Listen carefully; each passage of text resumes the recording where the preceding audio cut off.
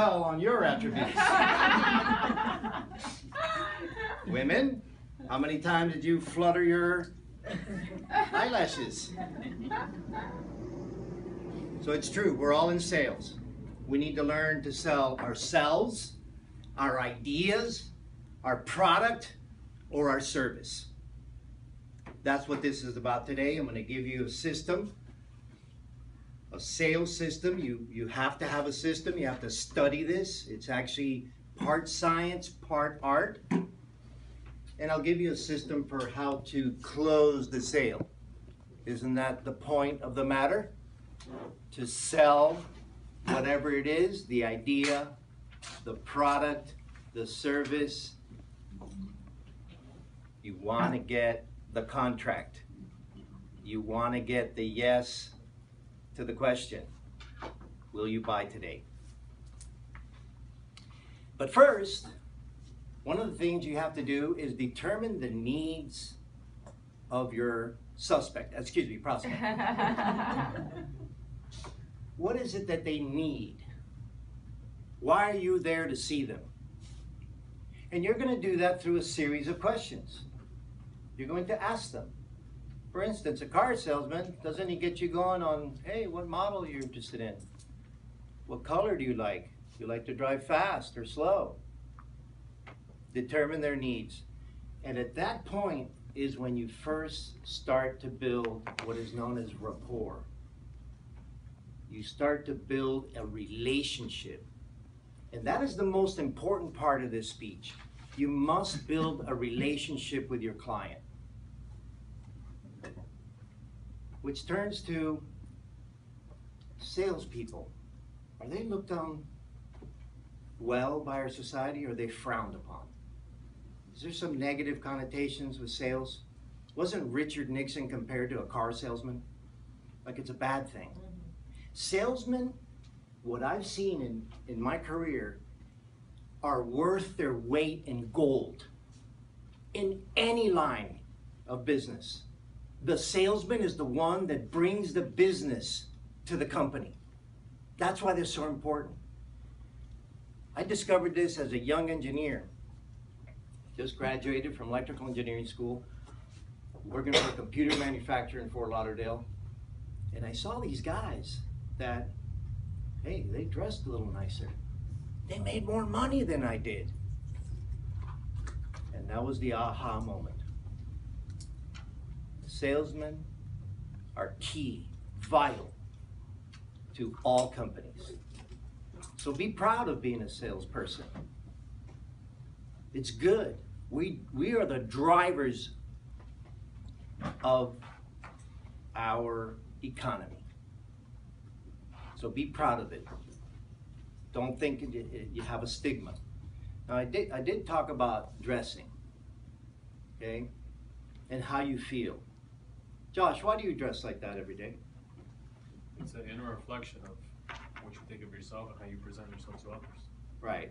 He's not just doing it for show. It's for himself, how he feels, how he projects to others. Okay, so I'm going to try to sell you $1 million house, and I show up in my flip-flops and my shorts, and I'm cruising, and I got a little shark beer in my hand, and I'm chewing on pretzels. That's not a good impression. Josh dresses like this every day and twice on Sunday. You have to dress for success. Now I have some young engineers that work for me, and I have some other seasoned project managers, and I see these young engineers, and they want to go to work and they want to wear their jeans and their comfortable shoes and their little polo shirt, and I look at them, I go, do you see the guy that's above you? How does that person dress? Look at that person. Dress for the position you want to be in, not the one you're in now. That's going to make a big difference. So establish the needs, build rapport, dress for success. Gain confidence. What I like to say is, I've now transitioned after 21 years in construction operations into in the construction business known as business development, sales. You have to pitch your project, your team, your solution. The phrase I came up with is trusted advisor. And that's what I've become to my owners, like Broward County Aviation Department, Miami-Dade Aviation Department, Greater Orlando Aviation Authority.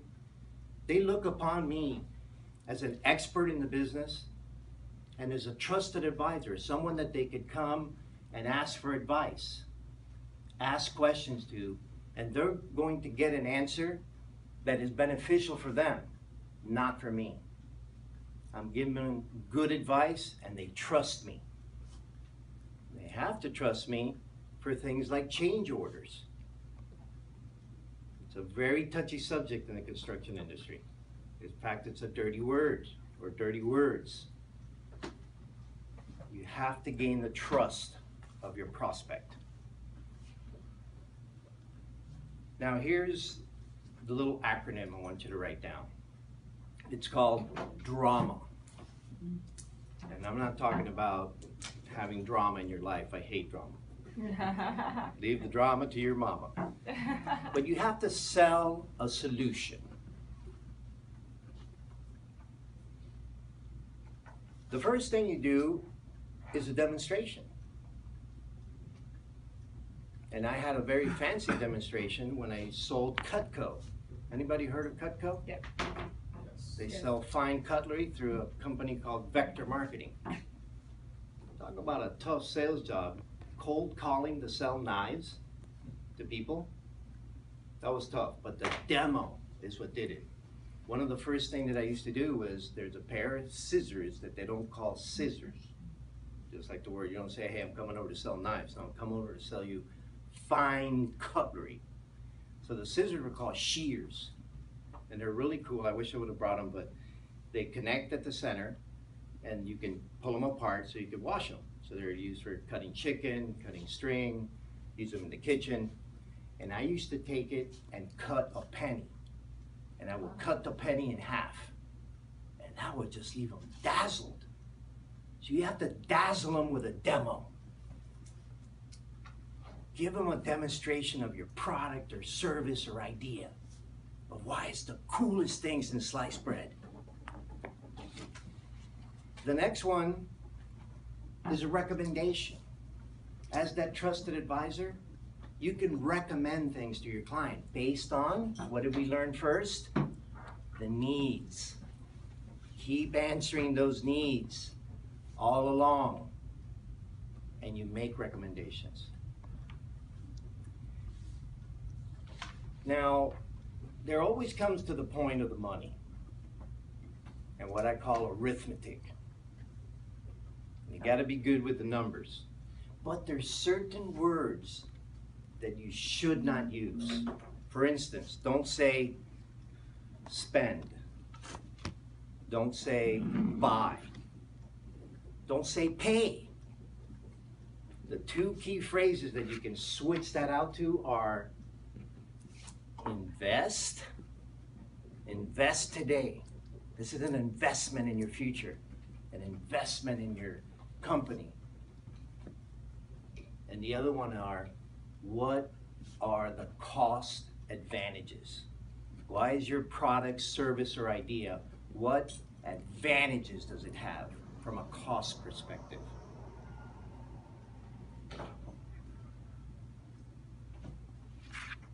You also have to, the M is measure. You have to get them interested in those benefits.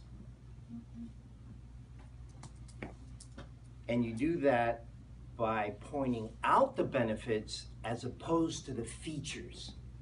Oh, this car can do 0 to 60 in 5 seconds. Well, you're gonna get in trouble doing that. A cop's gonna give you a ticket. So what's the benefits of fast acceleration? That's what you need to sell.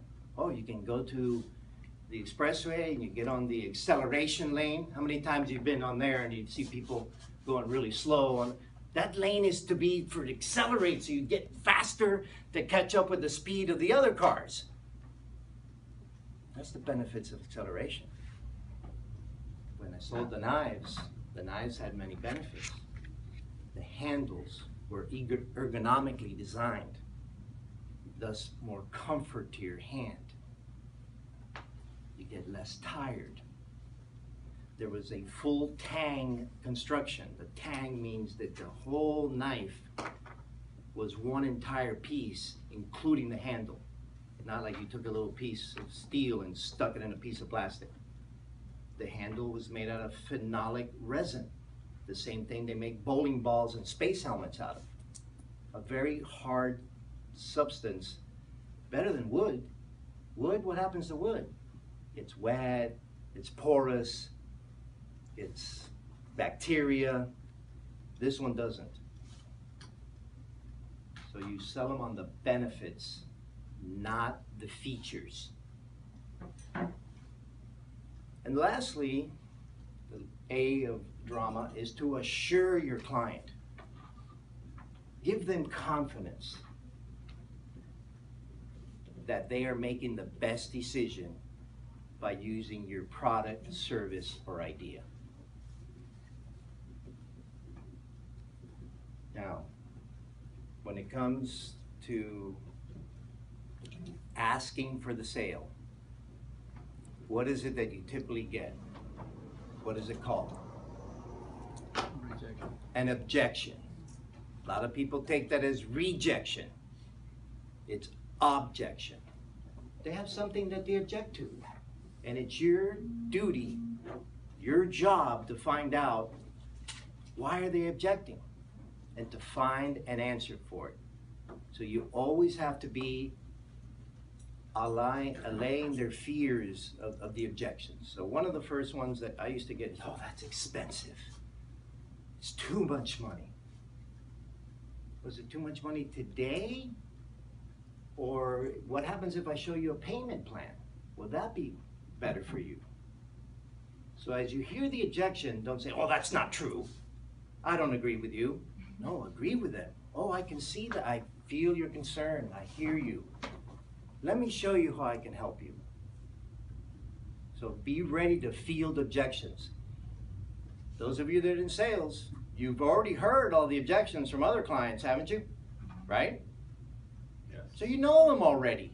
So anticipate them. Be ready.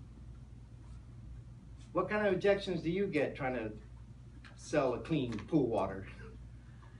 My previous pool guy charged me less. And your answer? Was that a good service? Is that why you're switching? Beautiful.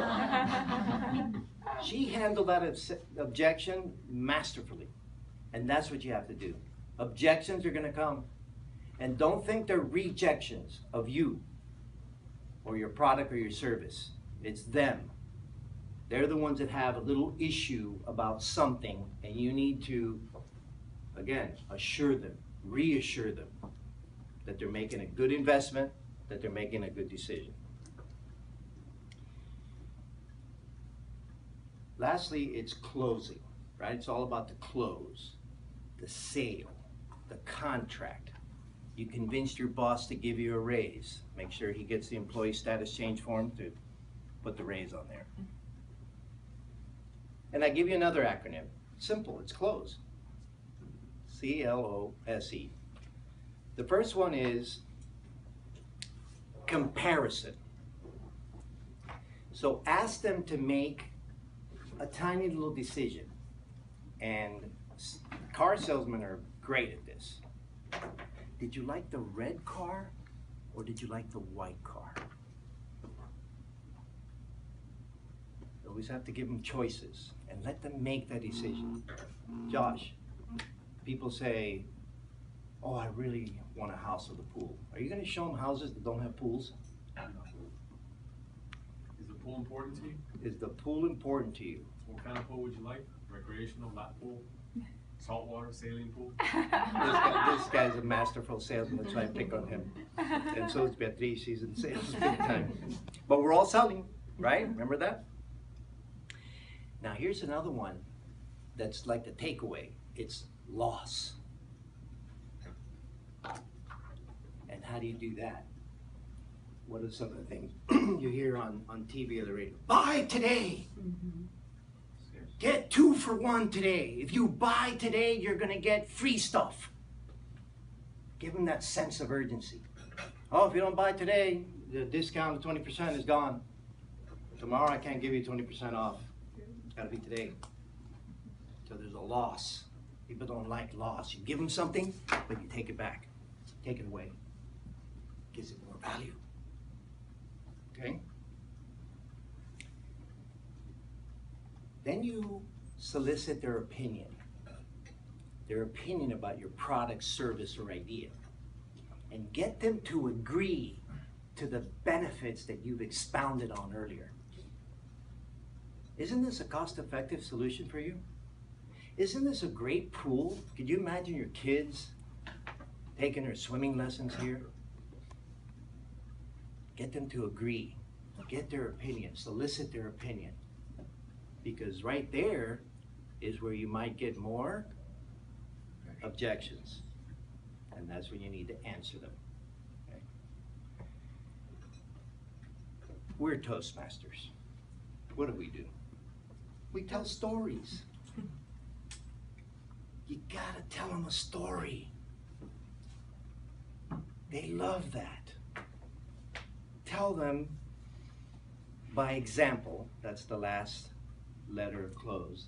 Give them examples of how another client of yours became successful, used the product successfully, made an investment that paid back. Use those stories. Selling knives again, a full set of Cutco cutlery is over $1,000. A lot of people go, wait a minute, I can go to Kmart and buy like 20 knives for $34.95. Why would I buy $1,000? Because it's an investment. It's something that's going to last you. It's the last knives you'll ever own. And I ran into people, Cutco's been around since 1946 after the war. I have a set today of Cutco that is more than 20 years old.